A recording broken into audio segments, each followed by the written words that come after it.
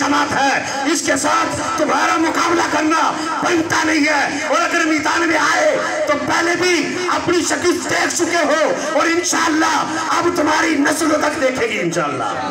ये बुज़दिल नहीं है, ये बाबा के सिपाही है, ये अमीरी मुजाहिदीन की, जो उन्होंने दिन रात मेहनत करके मैदान में बातिल को ललकारा है, यहूद नसारा को ललकारा है और कहा है कि ये जो बच्चे रात की तारीकी में लब्बैक या रसूलुल्लाह की सदाएं बुलंद करते हैं, न गर्मी को देखते हैं न धूप को देखते हैं, मुस्तफा के आशिक बनकर मैदान में पूरे कफर को ललकार के कहते हैं कि लब्बैक या रसूलुल्लाह, हमारी जान, हमारी माल, हमारा औलाद, हर चीज आपके नाम पे कुर्बान है।